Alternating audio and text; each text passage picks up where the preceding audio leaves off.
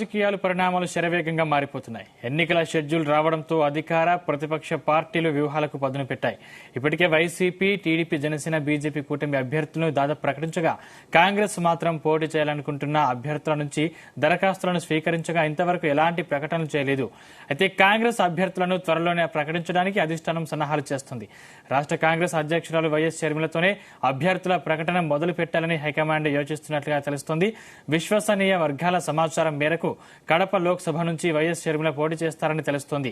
వైసీపీని దెబ్బ కొట్టాలంటే, సీఎం వైఎస్ జగన్ ని ఇరకాటంలోకి నెట్టాలంటే కడప ఇలాఖాలోని గట్టిగా కొట్టాలని కాంగ్రెస్ భావిస్తున్నట్లు సమాచారం.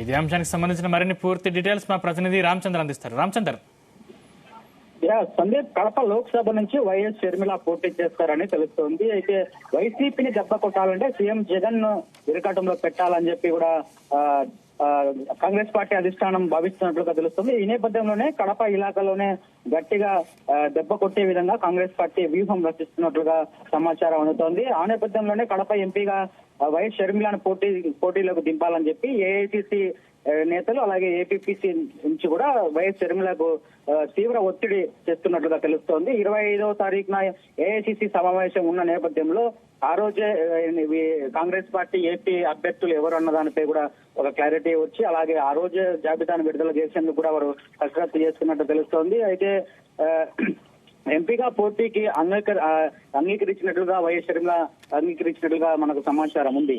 అయితే మరి దీనికి సంబంధించినటువంటి మొట్టమొదటి అభ్యర్థిగా షర్మిలనే ఉండబోతున్నారు. ఏపీలో తన అన్న ఎవరైతే అవినాష్ రెడ్డి ఉన్నారో అలాగే జగన్మోహన్ రెడ్డిని ఉన్నారో వాళ్ళిద్దరిని కూడా ఇబ్బంది పెట్టాలి, అలాగే కాంగ్రెస్ పార్టీకి పునర్వైభవం తీసుకురావాలి. కడప జిల్లాలో రాజశేఖర రెడ్డి ఉన్న సమయంలో ఏ విధంగా అయితే కాంగ్రెస్ పార్టీ ఉందో అదే విధంగా కడప జిల్లాలో పునర్వైభవం దిశగా కాంగ్రెస్ పార్టీ తీసుకెళ్లే దిశగానే ఆమె అడుగులు వేస్తున్నట్లుగా తెలుస్తోంది. అయితే కాంగ్రెస్ వర్గాల్లో మాత్రం ఈ పెద్ద ఎత్తున చర్చ జరుగుతోందని చెప్పుకోవచ్చు. అయితే ఇందులో తొలి పేరు వైఎస్ షర్మిలాగే ఉంటుందని చెప్పి కూడా కాంగ్రెస్ పార్టీ వర్గాలు చెబుతున్నాయి. అయితే రేపు సెంట్రల్ ఎన్నికల కమిటీ సమావేశం జరగనుంది. 25వ తారీఖున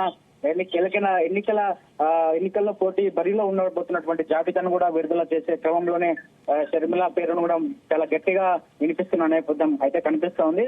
అయితే కడప నుండి వైసీపీ తరఫున అవినాష్ రెడ్డి పోటీ చేస్తున్న సంగతి తెలిసిందే. అయితే మాజీ మంత్రి వైఎస్ వివేకానంద రెడ్డి హత్య కేసులో అవినాష్ రెడ్డి నిందితుడుగా ఉన్నారు కాబట్టి ఆయనకు అధిష్టానం సీటు ఇవ్వదని చెప్పి కూడా అందరూ భావించారు. అయితే తెరపైకి మరోసారి అవినాష్ రెడ్డి పేరు రావడంతోనే షర్మిలను పోటీలో దించే ప్రయత్నం అయితే కాంగ్రెస్ పార్టీ చేస్తోంది. అయితే కడప ఎంపీ స్థానంలో త్రిముఖ పోటీ నెలకొనే అవకాశాలు ఎక్కువగా ఉన్నాయి. అటు వైసీపీ నుంచి అవినాష్ రెడ్డి, కాంగ్రెస్ పార్టీ నుంచి షర్మిల, అటు కూటమి అభ్యర్థి కూడా బరిలో నిలిచే అవకాశాలు అయితే స్పష్టంగా కనిపిస్తున్నాయి. అవినాష్ రెడ్డికి టికెట్ ఇచ్చిన నేపథ్యంలోనే షర్మిలను కడప ఎంపీగా పోటీ చేసేందుకు కూడా కాంగ్రెస్ పార్టీ యోచిస్తున్నట్లుగా తెలుస్తోంది. అయితే అవినాష్ రెడ్డిపై ఉన్న వ్యతిరేకత కాంగ్రెస్ కు కలిసి వస్తుందని చెప్పి కూడా ప్రజలు కాంగ్రెస్ పార్టీని ఆదరిస్తారని చెప్పి కూడా కాంగ్రెస్ పార్టీ భావిస్తోంది. అయితే షర్మిల పోటీ చేస్తారన్న విషయం పక్కా అయితే ఒక ఫ్యామిలీ నుంచి ఇద్దరు బరిలో దిగినట్లు అవుతుంది. అవినాష్ వర్సెస్ షర్మిల మధ్య మాత్రమే పెద్ద సమరమే జరిగే అవకాశాలు ఉన్నాయి.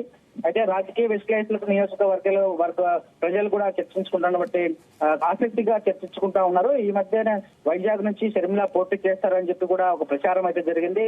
అయితే ఇప్పుడు సడన్ గా కడప నుంచి పోటీ చేయబోతున్నట్లు వార్తలు గుప్పమనడంతో ఇందులో నిజానిజాలు ఏంటో నాకు తెలియాల్సిన అవసరం. అయితే మొత్తానికి కాంగ్రెస్ పార్టీ అధికారికంగా విడుదల చేస్తే జాబితా ప్రకారమే అయితే తెలిసే అవకాశాలు. మొత్తానికి షర్మిల మాత్రం ఎంపీగానే పోటీ చేసేందుకు కూడా కాంగ్రెస్ పార్టీ ఒప్పించినట్లుగా తెలుస్తోంది. ఆమె అందుకు అనుగుణంగానే అంగీకరించినట్లుగా తెలుస్తోంది.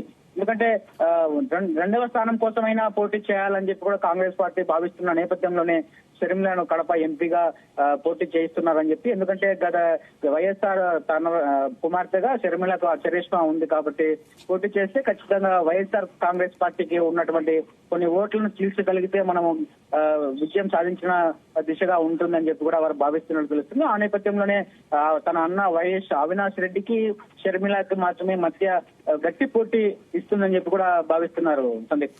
రామచంద్ర, అంటే అన్ని పార్టీలు అభ్యర్థుల్ని ప్రకటించి సభలు పెట్టి దూసుకుపోతుంటే కాంగ్రెస్ పార్టీ ఇంకా అభ్యర్థుల విషయంలో ఎలాంటి స్టాండ్ తీసుకోలేదు. ఎప్పుడు ప్రకటించే అవకాశం ఉంది?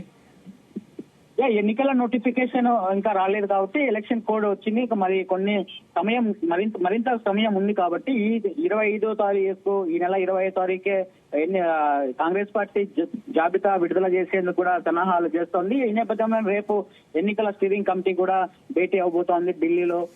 ఈ సమావేశానికి షర్మిల వెళ్తున్నారు. అక్కడ లిస్టు కూడా ఇప్పటికే ఎవరైతే దరఖాస్తు చేసుకున్నారో ఆశావహులు వారందరూ లిస్టు కూడా తీసుకెళ్తున్నారు షర్మిల. అక్కడే తుది జాబితాను తయారు చేసి ఈ నెల 25వ తారీఖు విడుదల చేసేందుకు కూడా వారు సన్నాహాలు చేస్తున్నట్లుగా తెలుస్తోంది. మిగతా పార్టీలతో పాటు కూడా వారు కూడా సిపిఐ, సిపిఎం వారిని కూడా కలుపుకొని వారికి కూడా టికెట్లు ఇచ్చే దిశగానే కాంగ్రెస్ పార్టీ అడుగులు వేస్తున్నట్లుగా తెలుస్తోంది. మరికొన్ని రోజుల్లోనే కాంగ్రెస్ పార్టీకి సంబంధించిన జాబితా కూడా ఆంధ్రప్రదేశ్ లో విడుదల చేయబోతున్నారు. ఎవరెవరు ఎక్కడ పోటీ చేయాలన్న దానిపై కూడా ఒక స్క్రీనింగ్ కమిటీ కూడా దానిపై ఒక క్లారిటీ ఇచ్చే కసరత్తు చేసినటువంటి పరిస్థితి ఉంది. అయితే షర్మిల మాత్రం కడప నుంచి పోటీ చేయాలని చెప్పి చూస్తున్నారు. మరి కడపలో మాత్రం చాలా విచిత్రమైన పరిస్థితి ఉంటుంది ఈసారి అని మనం చెప్పుకోవచ్చు. రామచంద్ర, అంటే కాంగ్రెస్ పార్టీలో చేరికలపై ఎలాంటి వ్యూహం అమలు చేయబోతున్నారు? ఎవరైతే కూటమిలో సీట్లు దక్కని వారు, అలాగే వైఎస్ఆర్ కాంగ్రెస్ పార్టీలో సీట్లు దక్కని వారిని కాంగ్రెస్ పార్టీలో చేర్చుకొని వారికి టికెట్లు ఇచ్చే దిశగా వారు అడుగులు వేస్తున్నట్టుగా తెలుస్తూ ఉంది.